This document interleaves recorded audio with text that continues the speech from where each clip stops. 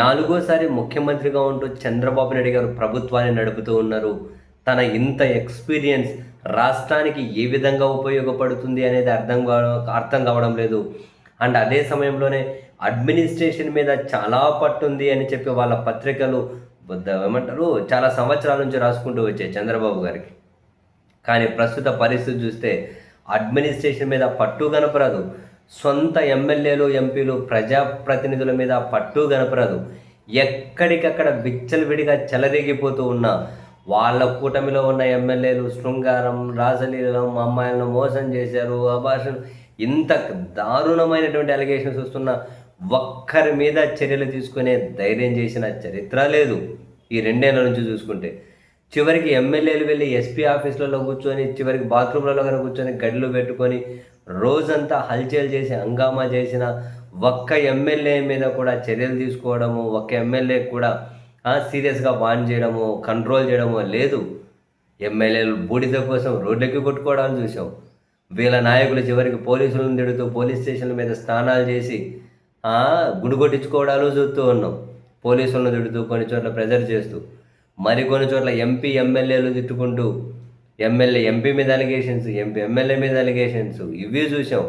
చివరికి వీళ్ళ పార్టీ నాయకులే కబ్జాలు చేస్తున్నారని సీనియర్ ఎమ్మెల్యేలు వెళ్ళి జాయింట్ కలెక్టర్కి ఫిర్యాదులు చేసి ప్రభుత్వ భూమిని కబ్జా నుండి కాపాడండి అని చెప్పడం మనం చూసాం.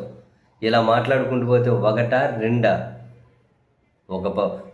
వీళ్ళ ఎమ్మెల్యేలే అర్ధరాత్రి వెళ్ళి నేరుగా ఇంకో టీడీపీ నాయకుల మీదకే అర్ధరాత్రి ఇళ్ల మీదకి వెళ్ళి దారుణాలు చేయడం చూసాం.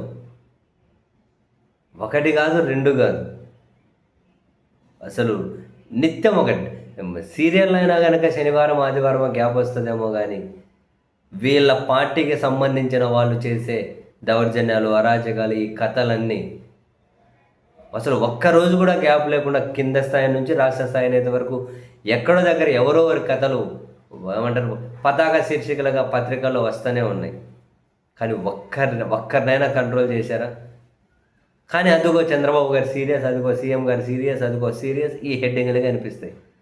ఒక్కరిని కంట్రోల్ చేశారా? పూర్తిగా కేవలం రాజకీయ కక్షనే ఆధారంగా చేసుకొని ముందుకెళ్తే మనోళ్ళు ఏం చేసినా కరెక్టే. మనోళ్ళు ఎన్ని తప్పులు చేసినా ఆ తప్పుల వెనక వైసీపీ ఉందని ఒక స్టేట్మెంట్ ఇచ్చేద్దాం.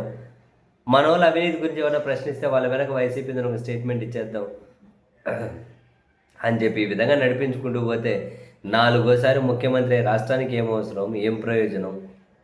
ఏమన్నా ఒక్క రవ్వంతైనా రాజకీయాల్లో హుందాతనాన్ని కాపాడుతున్నారా?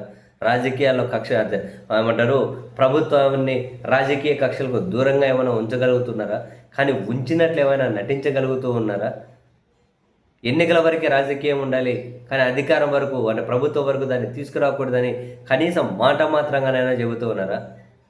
పైగా మన ప్రత్యర్థి రాజకీయ పార్టీకి మేలు చేస్తే పాముకు పాలు పోసి పెంచినట్లే అంటారు, వాళ్ళు ఉండొద్దు అంటారు, వాళ్ళతో కలవద్దు అంటారు.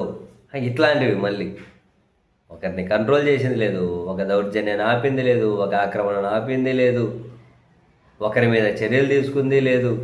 అది కనీసం ఒక్కరంటే ఒక్క ప్రజాప్రతినిధి అయినా అరే చంద్రబాబు గారు నాలుగోసారి ముఖ్యమంత్రి, సారు స్ట్రిక్ట్ ఉంటారు అని ఒకరైనా ఆగింది లేదు. మరి ఇంకా దేనికోసం అని చెప్పి నాలుగోసారి ముఖ్యమంత్రి అనే ఆ ట్యాగ్ దేనికి ఉపయోగపడుతుంది? కాదు కూడదని కూడా మన అనుకున్న వాళ్ళ ఆర్థిక ప్రయోజనాలు చాలా సాఫ్ట్గా నెరవేర్చడానికి ఏమైనా ఉపయోగపడుతుందేమో నాకైతే తెలియదమ్మా.